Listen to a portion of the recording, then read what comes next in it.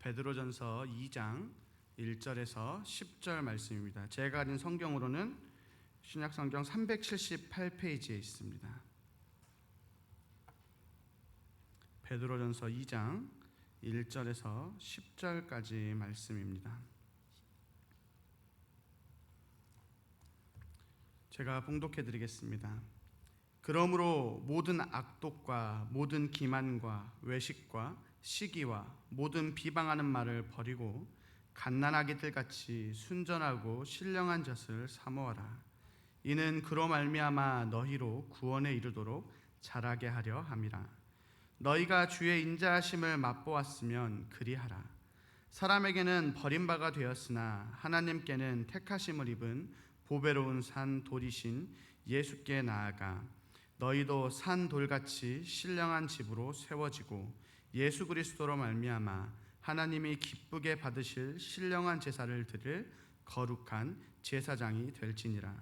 성경에 기록되었을 때 보라 내가 택한 보배로운 모퉁이 돌을 시온에 두노니 그를 믿는 자는 부끄러움을 당하지 아니하리라 하였으니 그러므로 믿는 너희에게는 보배이나 믿지 아니하는 자에게는 건축자들이 버린 그 돌이 모퉁이의 머릿돌이 되고 또한 부딪히는 돌과 걸려 넘어지게 하는 바위가 되었다 하였느니라.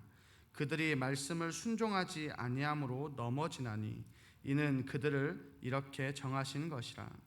그러나 너희는 택하신 족속이요 왕 같은 제사장들이요 거룩한 나라요 그의 소유가 된 백성이니 이는 너희를 어두운 데서 불러내어 그의 기이한 빛에 들어가게 하신 이의 아름다운 덕을 선포하게 하려 하심이라. 너희가 전에는 백성이 아니더니 이제는 하나님의 백성이요 전에는 긍휼을 얻지 못하였더니 이제는 긍휼 얻은 자니라. 아멘. 오늘은 저희가 방금 읽은 베드로전서 2장 말씀을 통하여서 우리는 누구인가 라는 제목으로 함께 말씀을 좀 나누어 보고자 합니다. 저희가 오늘 말씀을 조금 바라보기에 앞서서 베드로전서는 그러면 어떻게 쓰여져 있는지를 좀 먼저 바라보고 그리고 좀 오늘 말씀을 좀 함께 나누어 보았으면 좋겠습니다. 베드로전서는 제목에서 알 수 있듯이 베드로 사도가 편지한 내용입니다. 그런데 베드로 사도가 누구에게 편지하였는가 하면 저희는 오늘 2장을 읽었지만 1장 1절에 보면 예수 그리스도의 사도 베드로는 본도, 갈라디아, 갑바도기아, 아시아와 비두니아에 흩어진 나그네 곧 하나님 아버지의 미리 아심을 따라 성령이 거룩하게 하심으로 순종함과 예수 그리스도의 핏부림을 얻기 위하여 택하심을 받은 자들에게 편지하노니. 조금 긴 말씀이지만 베드로 사도가 편지를 적었다라고 이야기합니다. 그런데 그걸 누군가에게 적었냐 하면 본도와 갈라디아, 갑바도기아, 아시아와 비두니아 이 지역들이 지금으로 말하면 터키에 있는 소아시아 지역들입니다. 그 교회에 흩어져 있는 그 지역에 흩어져 있는 나그네들에게 적었다라고 합니다.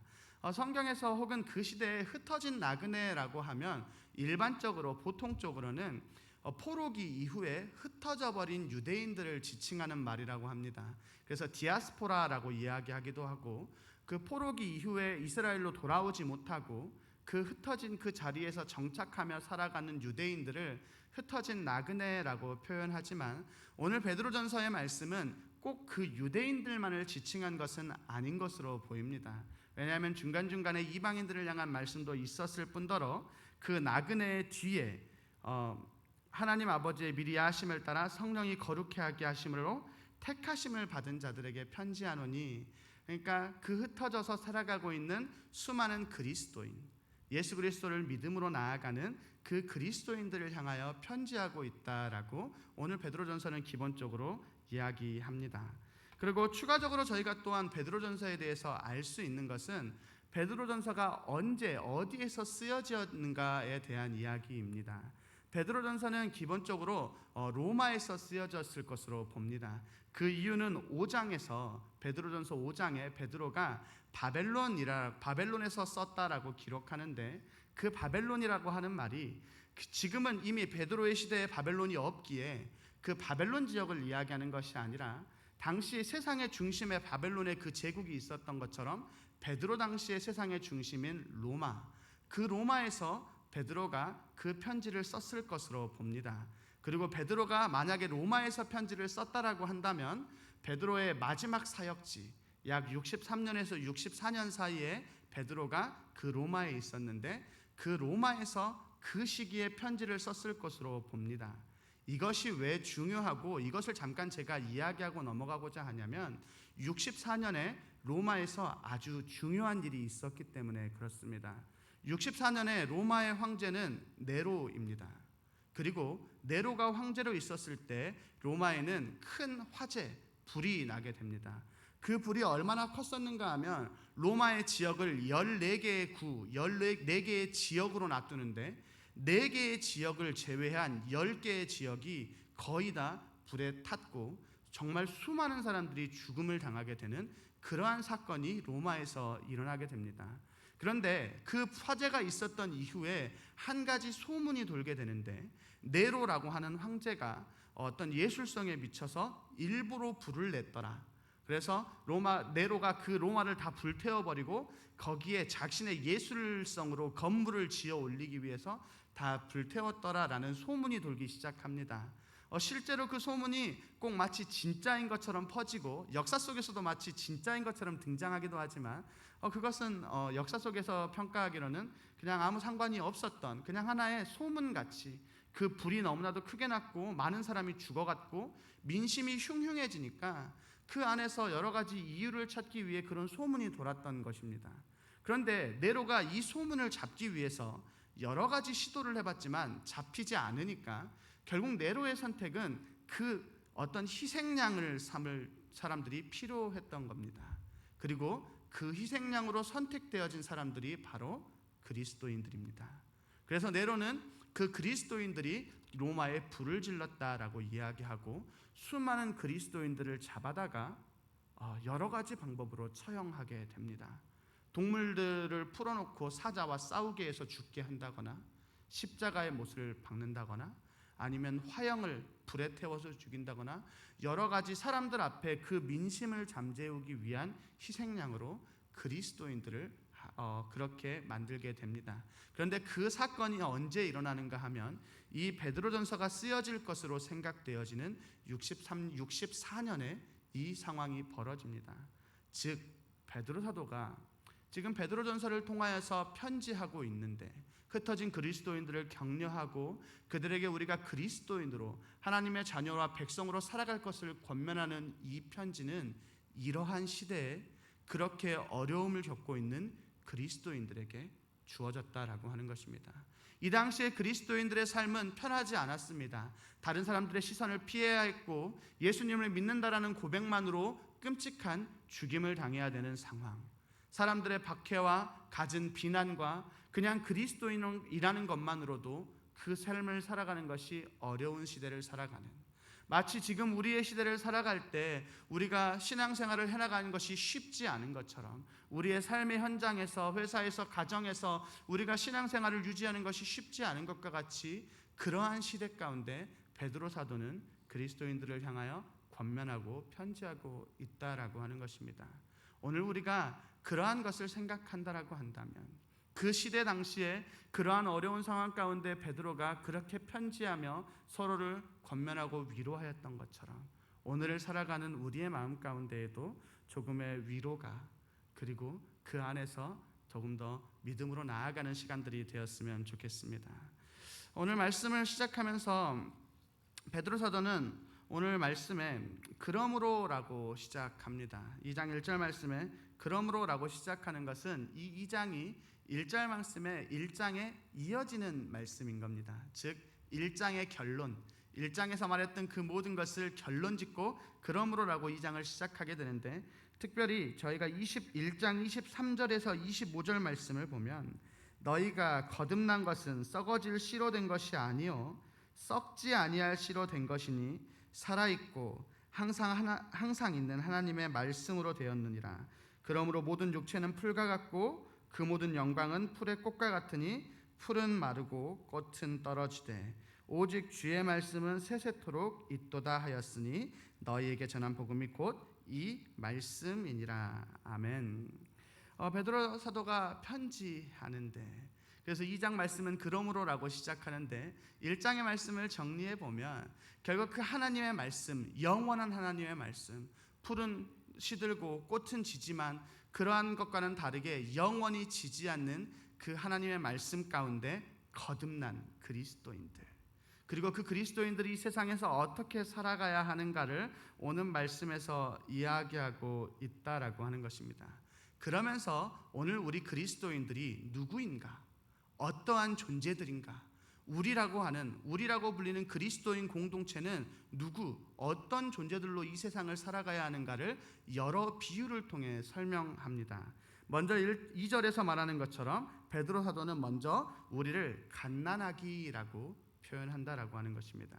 그 이유는 방금 읽었던 23절에서 거듭남, 우리가 다시 하나님 앞에서 예수 그리스도를 믿음으로 다시 태어난 존재들이기 때문에, 우리가 다시 태어났는데 갓난아기 같이 그러한 존재들로 다시 태어났다.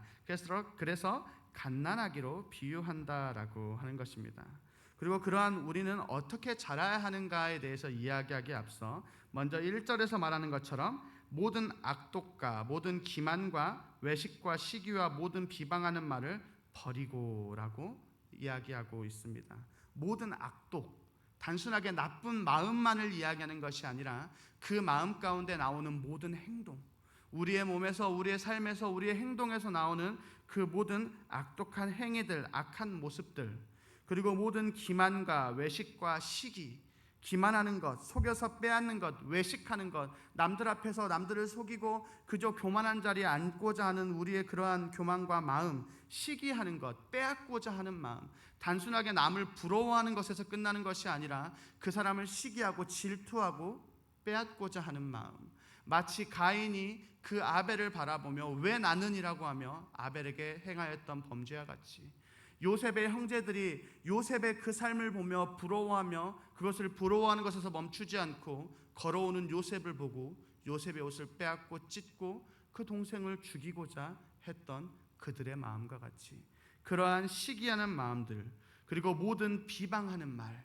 단순하게 우리의 행동에서만 그치는 것이 아니라 우리 입에서 나오는, 우리의 모든 생각에서 나오는 그 모든 말들, 상대방을 깎아내리고 어렵게 하고 상대방을 참 난처하게 하는 그런 모든 것들, 그것들을 다 버려야 한다라고 오늘 말씀에서 이야기하는 것과 동시에 그것이 마치 갓난아기와 같은 미성숙한 모습이다라고 하는 것입니다. 그것은 성숙한 그리스도인의 모습이 아니라 그것은 매우 미성숙한 모습이기에 그것은 그리스도인으로 적절하지 않기에 그것들을 버리라라고 권면합니다. 그리고 갓난아기처럼 자라야 한다라고 하는데, 그러기 위해서 벗어버리기 위해서는 순전하고 신령한 젖을 사모하라라고 말합니다. 갓난아기이기 때문에 순전한 것이 아닙니다. 담임 목사님께서 여러 번 설교를 통해서 이야기하지만 갓난아기가 순수하고 순전하고 죄가 없는 모습이 아니라 그 갓난아기같이 되어야 한다라고 하는, 여기에서 갓난아기처럼 무언가를 사모해야 한다라고 하는 것은 이제 막 태어난 아기가 부모의 젖이 없이는 이 세상을 살아갈 수 없는 것과 같이 그리스도 안에서 다시 거듭난 우리 하나님의 백성들, 그리스도인들은 이제 하나님의 말씀 없이는 살아갈 수 없는, 그래서 하나님의 말씀을 사모하고 그것을 향해 나아가야 되는 그러한 모습으로 살아가야 한다라고 하는 것입니다. 그래서 순전하고 신령한 젖을 사모하라 하는데, 순전하다라고 말하는 것은 1절에서 말하는 기만과 정반대되는 이야기입니다. 그래서 거짓 없는 순수한 모습을 이야기하고, 신령하다라고 하는 이 단어는 헬라어로 로기코스라고 하는 단어인데 이것이 우리에게 익숙한 로고스, 말씀에서 파생된 단어입니다. 그러니까 신령한 젖을 사모하라라고 하는 것은 다른 어떠한 무엇보다 하나님의 말씀을, 영원하고 거짓 없고 순전한 그 하나님의 말씀을 사모함으로 우리가 나아가야 된다라고 말하는 것입니다. 그래서 베드로 사도가 처음 우리 그리스도인들을 향하여서 너희는 갓난아기와 같이 신령한 젖을 사모하라라고 말하지만, 그것을 정리하면 너희가 그 젖이 없으면 살아가지 못하는 갓난아기와 같이 하나님의 말씀 없이는 살아가지 못하는 그런 존재들로 이 세상을 살아가야 된다라고 이야기하는 것입니다. 그리고 그렇게 해야 되는 이유를 그 후반절에서 이야기하는데 그로 말미암아 너희로 구원에 이르도록 자라게 하려 함이라. 아멘. 우리는 다시 태어났지만 아직 갓난아기의 상태, 성숙하지 못하고 도움이 필요하고 어려 있는 그런 상태라는 것입니다. 물론 우리가 구원받았지만 우리가 이제 다시 태어났다라고 하면 이제 온전한 그리스도인의 분량대로 자라고 성장해야 한다라고 하는 것입니다. 이제 구원받았다라면 성화의 단계에 들어서 하나님의 말씀 가운데 순종함으로 성령님을 의지함으로 그리스도의 온전한 분량을 향하여서 구원에 이르도록 자랄 수 있어야 한다. 그래서 그렇게 말씀을 사모함으로 성장하고 성숙하기를 바라는 마음으로 권면합니다. 그리고 3절에서 너희가 주의 인자하심을 맛보았으면 그리하라. 마치 아이가 엄마의 젖을 한번 맛을 보면 배가 고플 때마다 엄마의 젖을 찾는 것과 같이 우리의 삶 가운데 마음 가운데 놀라우신 하나님의 사랑과 말씀이 주어졌고 그것을 맛보았다면 그 말씀을 끊임없이 돌아보며 되새기며 그 안에서 살아가야 함을 이야기하고 있다라고 하는 것입니다. 이와 같이 우리의 삶에도 하나님의 말씀을 사모하는 그러한 마음이 더욱더 커졌으면 좋겠습니다. 하나님의 말씀을 사모하는 것에는 여러 가지 방법이 있을 것입니다. 개인적으로 시간을 정해서 하나님의 말씀을 읽는 시간도 있을 것이고, 시간을 정하여 하나님 앞에 기도로 나아가는 것도 있을 것이고, 그리고 공적인 예배에 참여해서 하나님의 말씀을 듣는 것, 여러 가지 방법으로 하나님의 말씀을 사모하는 방법들이 있습니다. 그리고 우리 교회는 더더욱 그러한 부분에서 우리나라에 살아간다라고 하는 것은 더욱더 유리합니다. 왜냐하면 매일의 새벽에 새벽 기도가 있고, 수요일이면 이렇게 함께 모여 예배하는 시간이 있고, 금요일이면 구역 예배로 함께 예배할 수 있고, 주일에 또한 예배로 함께 나아갈 수 있고, 교회에서 또 더 성경 공부라든가 그러한 부분들로 인하여서 하나님의 말씀을 그 안에서 배워갈 수 있는 시간들이 우리에게 주어진다라고 하는 것입니다. 그렇기 때문에 우리가 다시 한번 우리의 삶을 돌아보며 나는 이제 그러한 시간을 지났지가 아니라 우리가 다시 하나님 앞에 서는 그 순간까지 멈추지 않고 끊임없이 하나님의 말씀을 사모함으로 주의 말씀을 갈급해하는 마음으로 나아가는 저희가 되었으면 좋겠습니다. 또한 베드로 사도는 두 번째로는 우리를 산 돌로 비유합니다. 5절인데요. 너희도 산 돌같이 신령한 집으로 세워지고 예수 그리스도로 말미암아 하나님이 기쁘게 받으실 신령한 제사를 드릴 거룩한 제사장이 될지니라. 아멘. 베드로 사도는 왜 우리를 살아있는 돌로 비유할까 돌아보면 그것은 예수님께서 먼저 그 살아계신 돌로 오셨기 때문에, 그렇게 교회의 초석이 머릿돌이 되셨기 때문입니다. 4절 말씀을 저희가 함께 보면 사람에게는 버림받았으나 하나님께는 택하심을 입은 보배로운 산돌이신 예수께 나아가. 사람들은, 유대인들은, 그 세상의 사람들은 예수님을 알아보지 못했고 그래서 십자가에 못 박고 예수님을 모욕하고 그렇게 나아갔지만 하나님께서는 그 예수 그리스도를 들어 사용하시며 산돌로, 교회의 머릿돌로 초석으로 세우셨다라고 하는 것입니다.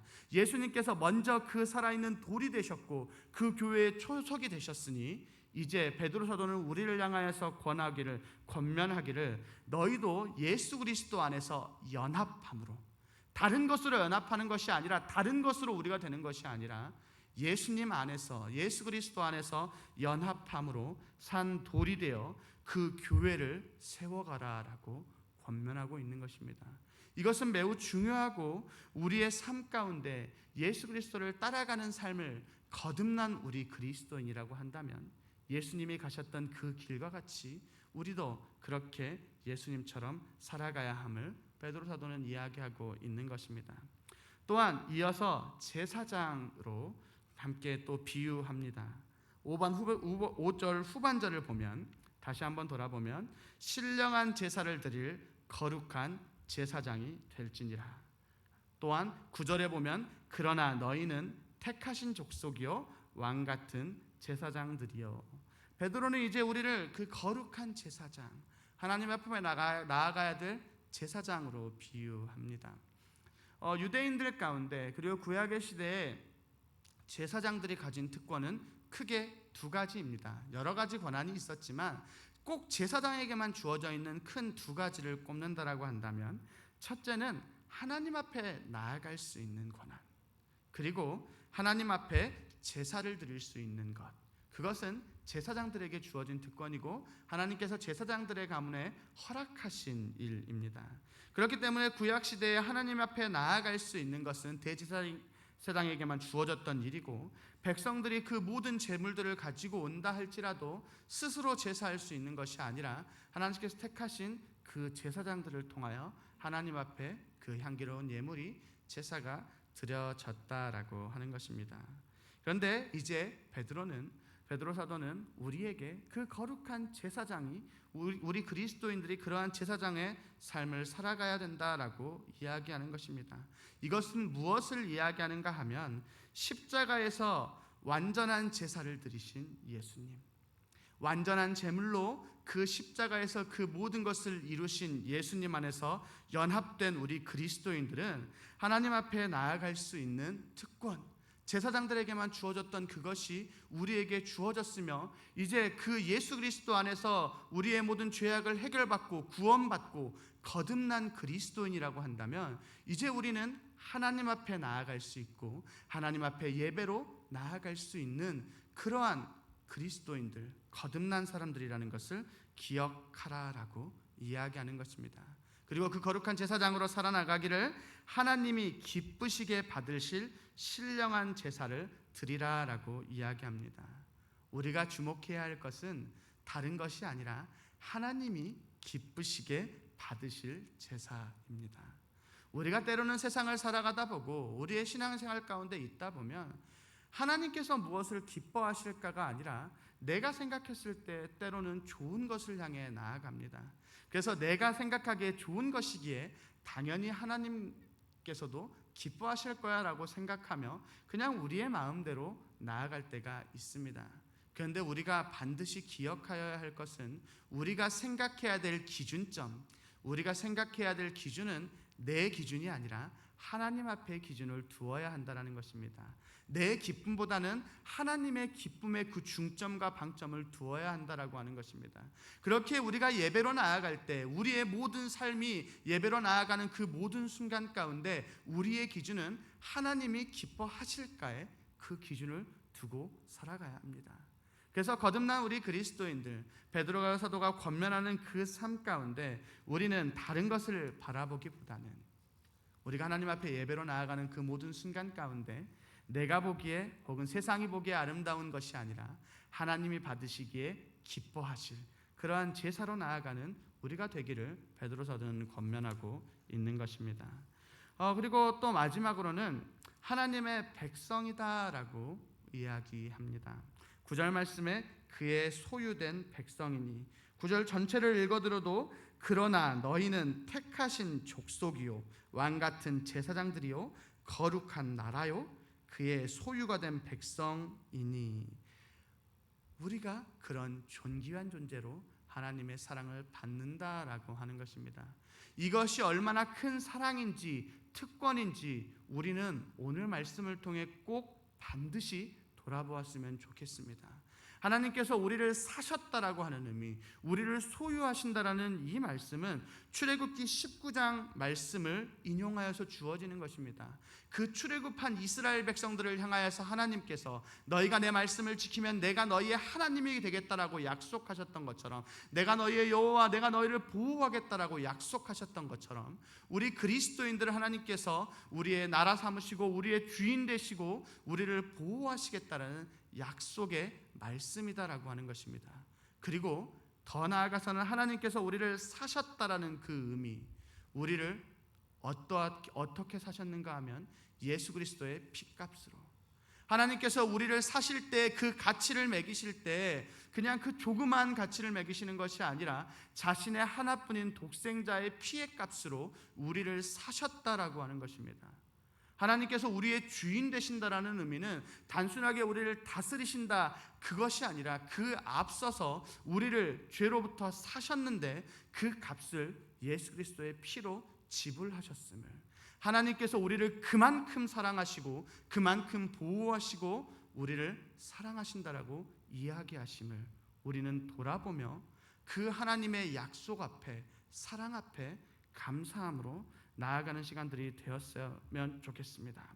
그리고 우리가 그러한 하나님의 사랑에 감사한다면 이제 우리가 그렇게 예수 그리스도의 피값으로 사진 다시 태어난 거듭난 그리스도인이라는 것을 우리가 깨닫는다면 이제 우리는 하나님의 뜻을 돌아보아야 합니다. 하나님께서 왜 우리를 사셨는가? 하나님께서 왜 우리를 세우셨는지 돌아보아야 합니다. 오늘 말씀에서는 9절 후반절에서 이렇게 이야기합니다. 이는 너희를 어두운 데서 불러내어 그의 기이한 빛에 들어가게 하신 이의 아름다운 덕을 선포하게 하려 하심이라. 아멘. 하나님께서 우리를 어두운 데서 불러내신 것, 하나님께서 우리의 죄의 문제를 해결하시고 예수 그리스도의 피값으로 우리를 사신 이유는 그 마지막에 말하는 것처럼 아름다운 덕, 그 모든 것을 이루신 하나님의 아름다운 덕을 선포하게 하기 위하여서, 하나님의 영광을 세상 가운데 드러내고 주님의 말씀을 전하게 하시며 증인된 삶을 살아가게 하시기 위해서 우리를 부르셨고 다시 태어나게 하셨으며 우리를 사랑하신다라고 이야기하십니다. 우리는 때때로 세상을 살아가다 보면 내게 주어진 권리만 생각할 때가 있습니다. 내가 하나님의 자녀니까 나는 구원받았고 나는 모든 것이 하나님께서 내 기도를 들으시고 하나님께서 날 모든 것을 다 이루어 주실 거야. 거기에서 우리가 멈추어 버릴 때가 있습니다. 하지만 우리가 성숙한 그 성장한 분량대로 나아가는 그리스도인이라면 이제 우리가 그러한 사랑을 받았더라면 거기에서 멈추지 말고 하나님께서 우리를 부르신 그 이유, 그것을 향해 한 걸음 한 걸음 나아갈 수 있어야 합니다. 왜냐하면 우리는 하나님께서 아무 가치 없는 우리를 사셨으며 무익한 우리를 거듭나게 하심으로 우리에게 이러한 것들이 주어진 하나님의 은혜 가운데 우리에게 주어진 것이기 때문입니다. 그렇기 때문에 우리가 이러한 사실을, 그러한 말씀을 우리가 다시 한번 오늘 말씀을 통해 듣고 나아간다라고 한다면 나아가는 우리의 삶이 정말 하나님의 영광을 나타내는 그러한 우리의 삶이 되었으면 좋겠습니다. 그리고 이것은 단순하게 교회에 출석하고 예배를 드리는 것에서 멈추는 것이 아니라는 것을 또한 기억해야 합니다. 어찌 보면 그것은 거듭난 그리스도인들의 당연한 모습이다라는 것을 기억해야 합니다. 오늘 베드로 사도가 이야기했던 것처럼 갓난아기가 젖이 없이 살 수 없는 것처럼 영의 양식에 하나님의 말씀이 없다라고 한다면 우리는 살아갈 수 없는 존재이기에 우리는 끊임없이 하나님의 말씀을 사모하여야 하며 주님의 말씀 가운데 거하고 예배로 그 삶을 살아나가야 합니다. 우리는 그리스도 안에서 연합함으로 교회를 이루어야 하고 그리고 그렇게 교회로 불리워졌음을 우리는 기억해야 하고 그리고 그것이 우리에게 주어진 은혜이기에 우리는 이제 거룩한 제사장으로 거룩한 나라로 하나님의 백성으로 그분이 부르신 목적에 부합하게 살아가야 한다라고 하는 것입니다. 왜냐하면 그것이 하나님께서 우리에게 원하시는 것, 우리를 이 땅에 부르시며 우리에게 그렇게 살아가라고 하신 명령이기 때문에 그렇습니다. 하나님의 말씀을 사모하고 그리스도 안에 연합함으로 교회를 세워지고 거룩한 제사장으로 하나님이 기뻐하시는 제사를 드리며 하나님께 속한 백성으로 우리의 주인 되신 하나님의 말씀에 순종함으로 부름받은 이유대로 그분의 영광을 나타내며 살아가는 것, 그것이 오늘 베드로 사도가 그 어려운 박해의 상황 가운데 살아가는 그리스도인들을 향해 하고 있는 권면이다라고 하는 것입니다. 그렇게 살아간다라고 해서 박해가 주어지지 않는다라는 이야기가 아닙니다. 때로는 우리의 상황 가운데 어려운 상황도 있고 힘들고 내가 보기에는 나의 상황과 환경이 너무나도 어렵지만 그럼에도 우리가 그리스도인으로 살아가야 하는 이유는 하나님께서 우리를 그렇게 부르셨기에 우리를 그렇게 부르시고 그렇게 건지셨기에 우리는 그렇게 살아가야 된다라고 하는 것입니다. 그러면 우리의 삶 가운데 그렇다면 우리는 어떻게 살아가야 하는가라는 질문이 남습니다. 제가 오늘 하루 종일 이 말씀 마지막 한 장을 붙들고 고민하면서 도대체 제가 무엇을 나눌 수 있을까라고 고민하다 보니 결론이 나왔는데 잘 모르겠다입니다.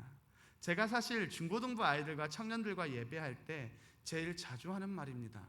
열심히 아이들에게 말씀을 딱 나누고, 자 이제 우리 그렇게 살아가야 되는데 무엇이 정답인지는 나도 잘 모르겠다. 잘 몰라서 나도 항상 예배의 자리에 쓰려고 하고 새벽 기도를 어떻게든 안 빠져보려고 하고 때로는 하나님 앞에 기도도 해보고 말씀도 봐보고 다 하는데, 그런데도 나의 모습은 항상 하나님 앞에 너무나도 연약한 죄인의 모습이 드러나더라라는 것입니다. 그런데 우리가 그러한 사람들일지라도, 우리가 하나님께서 그렇게 부름받은 거듭난 주님의 백성 자녀들이라면, 그럼에도 우리가 하나님의 말씀 가운데 끊임없이 나아갔으면 좋겠습니다.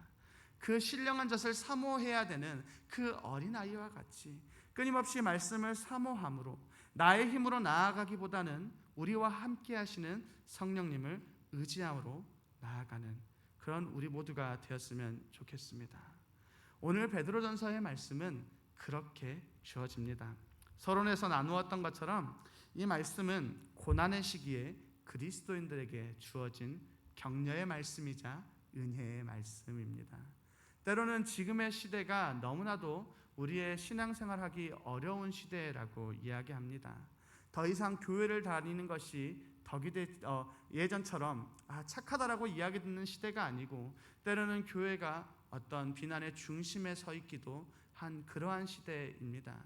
하지만 우리가 반드시 기억해야 할 것은, 그러한 상황 가운데에도 우리는 오늘 말씀을 붙들며 끊임없이 성장하고 장성한 분량대로 나아가야 한다라고 하는 것, 그리고 거기에서 멈추는 것이 아니라 하나님께서 우리를 부르신 목적대로 우리의 삶을 통하여서 하나님의 사랑을, 하나님의 영광을 나타내어서 우리가 서 있는 자리가 어디든지, 그것이 예전에는 직장이었고 지금은 가정이었든 그 자리가 어디든지 상관없이 항상 우리의 모습에서 나와야 하는 것은 하나님의 사랑과 영광이고, 그런 우리의 모습을 통하여 그 자리가 다시 한번 하나님 앞에 믿음 안에 회복되어지는 그러한 시간이 되어야 한다라고 하는 것입니다. 그렇게 돌아가는 우리의 마음 가운데 또다시 거룩한, 그렇지만 되게 무거운 숙제가 우리 마음 가운데 한 가지로 남았으면 좋겠습니다. 다른 것보다도 우리가 하나님의 자녀로 이 세상을 살아가며 우리의 모습을 통하여 하나님의 영광을 드러내는 것, 오늘 말씀 가운데 말하는 것과 같이 아름다운 덕을 선포하게 하나님께서 우리를 부르셨으니 우리의 삶 가운데 그 아름다운 덕을 선포하는 그런 모든 성도님들이 되셨으면 좋겠습니다. 기도하시겠습니다. 살아계신 하나님 아버지, 감사합니다. 지금 오늘도 우리를 부르시고 함께 예배로 기도로 나아가게 하심에 찬양과 감사를 드립니다. 지금 오늘 베드로전서 말씀을 통하여서 그 어려운 시기에 사랑의 말씀이, 은혜의 말씀이 주어졌던 것과 같이 지금을 살아가는 우리의 마음 가운데에도 위로의 말씀으로 주어지게 하시며, 이 말씀을 붙들고 우리의 나아가는 삶이 정말 거룩한 제사장으로 하나님의 그 신령한 젖을 사모하는 그러한 모습으로, 그리고 하나님의 덕을 선포하는 그러한 모습으로 나아가는 저희 모든 교회가 될 수 있도록 이 시간 함께 해 주시옵소서. 살아계신 예수 그리스도 이름으로 기도드립니다. 아멘.